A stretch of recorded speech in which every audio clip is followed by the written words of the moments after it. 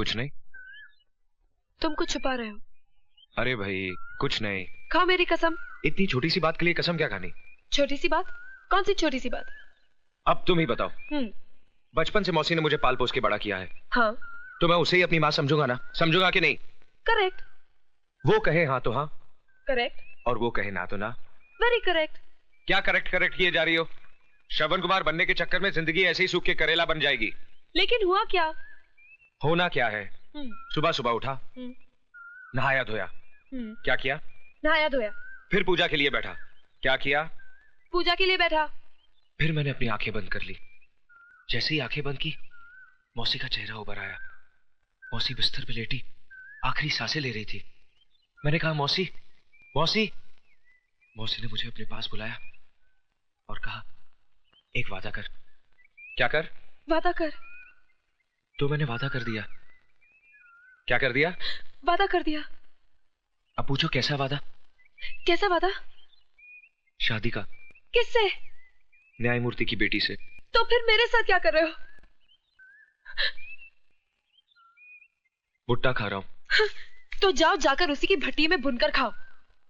किसकी? वो ही न्याय अन्याय मूर्ति की बेटी की। अरे भाई, न्यायमूर्ति हिंदी में जज को कहते हैं।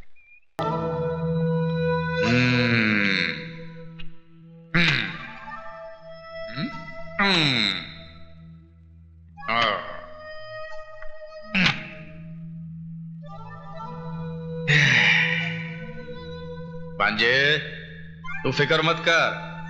तेरा बाप तेरे साथ नहीं तो क्या हुआ, तेरा मामा तो है, सब ठीक हो जाएगा।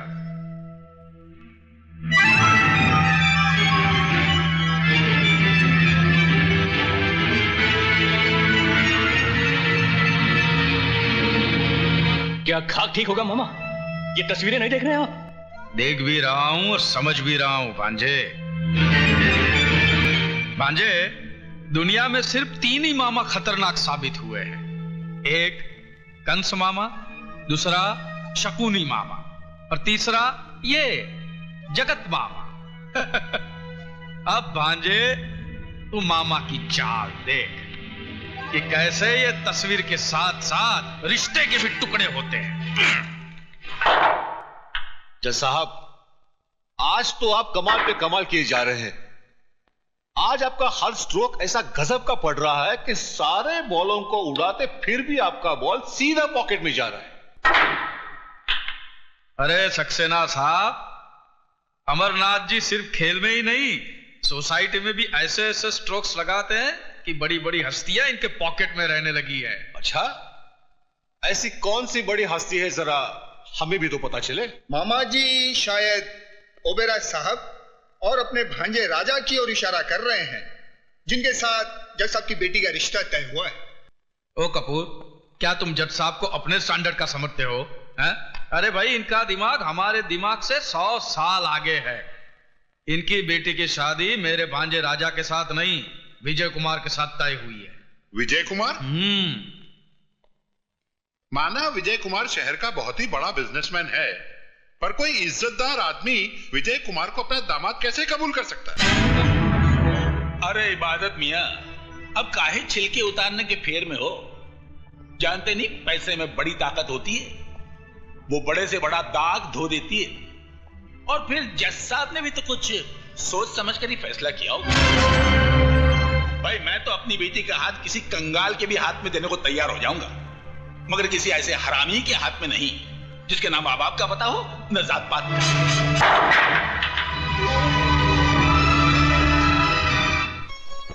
घनश्याम दास जी, ये साड़ियां आप एक तरफ रख दीजिए। ठीक है सर। और नाना भाई जी, आप इन ज्वेलरीज का बिल ऑफिस भिजवा दीजिए। विजय, दूध तो पी ले बेटा, सुबह से कुछ खाया पिया नहीं है। रुको ना मौसी, खाने पीने के लिए सारी जिंदगी पड़ी है।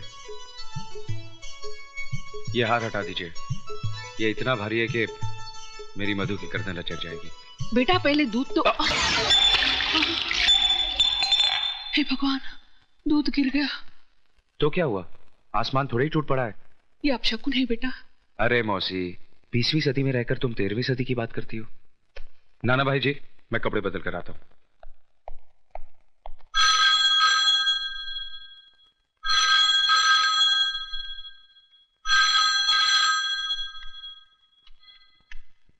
हेलो, मैं जज अमरनाथ बोल रहा हूँ।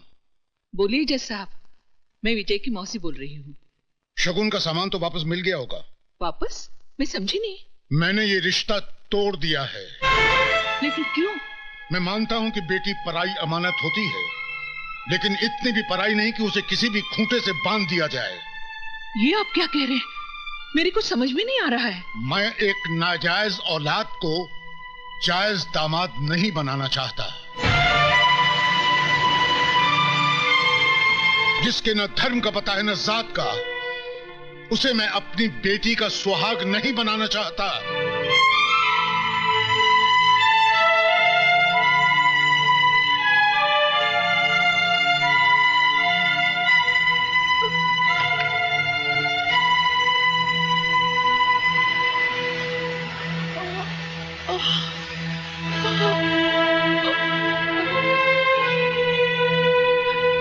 मौसी जी, ये साड़ियाँ कहाँ रख दूं? बाहर कचरे के डिब्बे में। जी? तुमने सुना नहीं? ये सब उठा के ले जाओ यहाँ से, फेंक दो इन्हें घर से बाहर। मौसी, ये क्या कह रही हो तुम? मुद्दतों के बाद तो खुशी की एक किरण घर में आई है, उसे भी बाहर फेंक देना चाहती हो तुम? क्यों मौसी, क्यों? काश मैंने तुझे अपनी कोख से जन्म दिया होता। जन्म नहीं दिया तो क्या हुआ? पाला तो है तुमने। यशोदा देव की नहीं बन सकी कभी। कौन कहता है? ये दुनिया। मैं नहीं मानता इसी दुनिया को। इसी दुनिया में अमरनाथ भी रहते हैं। जज साहब, क्या कहा उन्होंने? तेरी शादी मधु से नहीं हो सकती। क्यों? क्या कमी है मुझ में? तेरे पास तेरे बाप का सर्टिफिकेट नहीं कि तू उसका बेटा है। तू जायज नहीं, नाजायज है।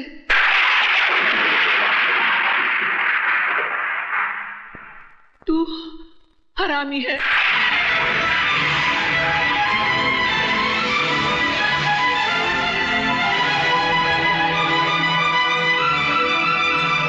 साहब, ये सामान जज साहब ने वापस भेजा।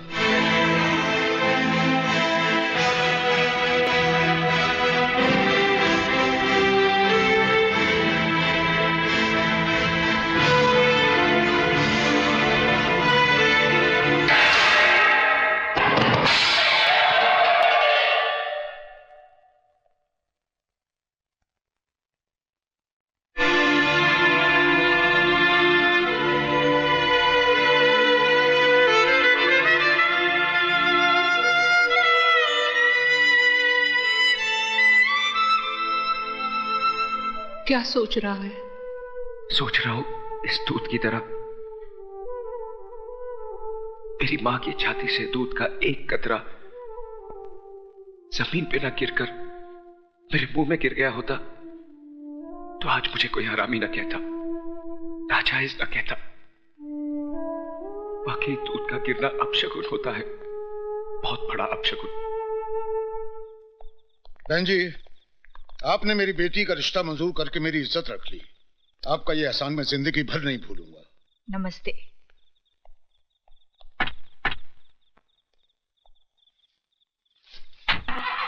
नमस्ते।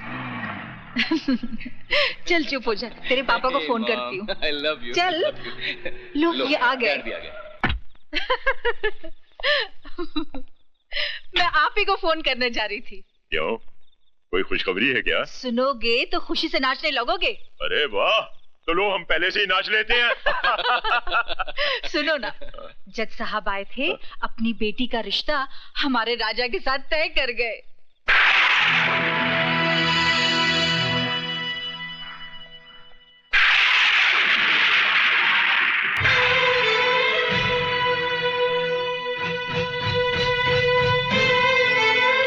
क्यों आई है यहाँ?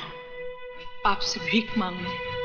भीख में इंसान 2 पैसे या 2 रोटी देता है, अपने जिगर के टुकड़े या अपने खानदान की इज्जत नहीं देता। जज साहब, मैंने विजय को अपनी कोख से जन्म तो नहीं दिया, लेकिन अपनी छाती से लगाकर उसे पाला जरूर है।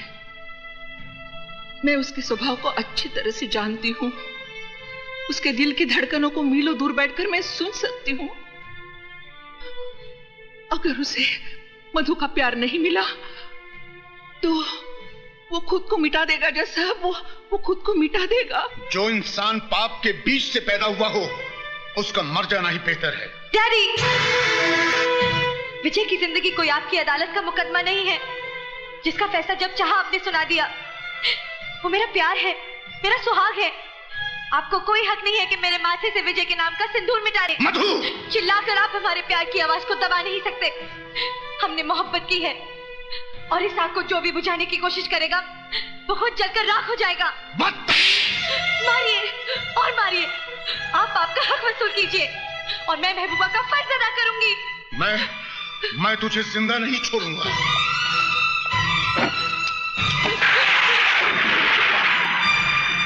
रुक क्यों गए जज साहब? चलाइए गोली। मेरी जिंदगी तो मेरे बेटे के काम नहीं आई, शायद मेरी मौत ही उसके लिए वरदान बन जाए। Get out from here!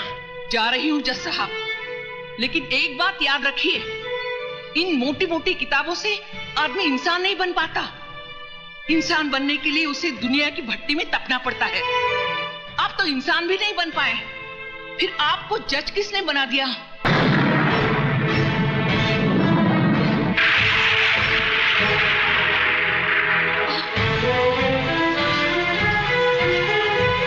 क्या हुआ मौसी? कुछ नहीं, घर ले चल मुझे। मौसी तो घर में नहीं है, वो तो जज साहब के यहाँ गई हैं। जज साहब के यहाँ? जी हाँ। साहब मौसी। क्या हुआ मौसी को? मौसी बाहर गाड़ी में साहब। बाहर गाड़ी में? जी।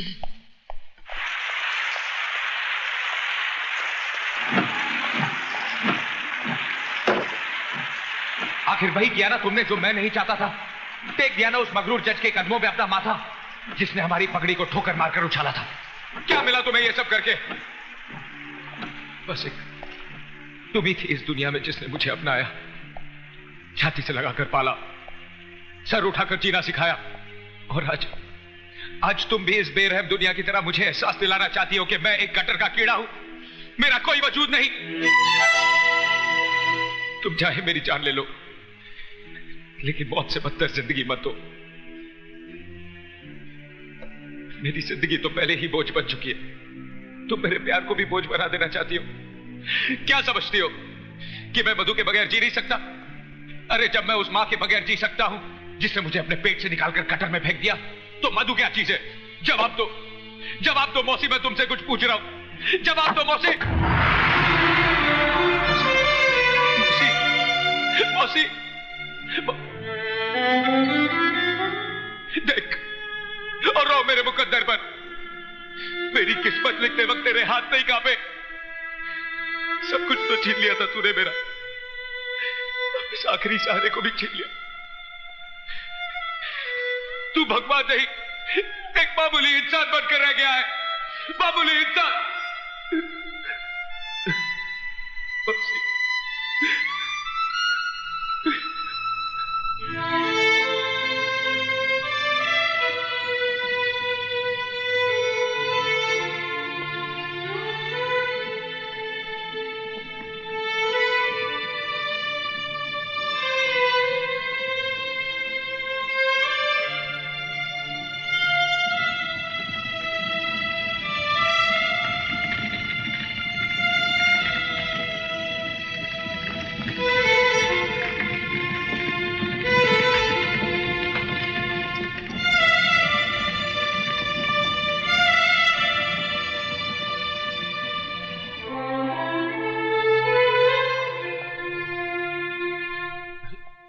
क्या कर रहे हैं आप? बस कीजिए साहब। जो तूफान आपकी जिंदगी में आ गया है, उसकी वजह से आप अपने आप को क्यों मिटा देना चाहते हैं? जिए तो किसके लिए? जिस मां ने जन्म दिया वही छोड़कर चली गई। एक मां मिली जिसने अपने आंचल में सारी दुनिया की नजरों से मुझे छुपा लिया। तुम्हारे भगवान ने उसे भी मुझसे छीन लिया। कोई नहीं बचा जिससे मैं प्यार कर सकूं या कोई मुझसे प्यार कर सके। क्यों? मधु जी आपसे प्यार नहीं करती क्या? उसका नाम मेरे नाम के साथ मत जोड़िए, वरना जज साहब के काले कोट पर सफेद धब्बा लग जाएगा। लोग समझेंगे कि एक हरामी के साथ रिश्ता जोड़कर जज साहब को कोड हो गया। जिस तरह हम भूल गए, आप भी भूल जाइए कि इस दुनिया में हमारा कोई है। तो फिर तोड़ दो इन चूड़ियों को अपने हाथों से, जिन्हें प्यार की कसमों के साथ तुमने मुझे पहनाई थी। मेरे गले में तो तुम मंगलसूत्र नहीं डाल सके, फांसी का फंदा तो डाल दो, ताकि किसी और की बाहों में जाने से पहले मैं अपने आप को खत्म तो कर दूं। विजय, मैं तुम्हारे बगैर नहीं जी सकती, नहीं जी सकती। कोई किसी के लिए नहीं मरता मेम साहब, सभी जी लेते हैं। मेरी माँ भी मेरे बगैर कहीं जी रही है ना। एक औरत की गलती की सजा तुम दुनिया की तमाम औरतों को देना चाहते हो। विजय, मैं तुमसे तुम्हारी खुशियां नहीं, तुम्हारे गम मांगने आई हूं। मुझे वापस मत भेजना। मैं वो घर छोड़ के आई हूं जिस घर ने तुम्हें वो गम दिए हैं। विजय, मैं जीऊंगी भी तो तुम्हारे साथ और मरूंगी भी तो तुम्हारे साथ। हाँ विजय।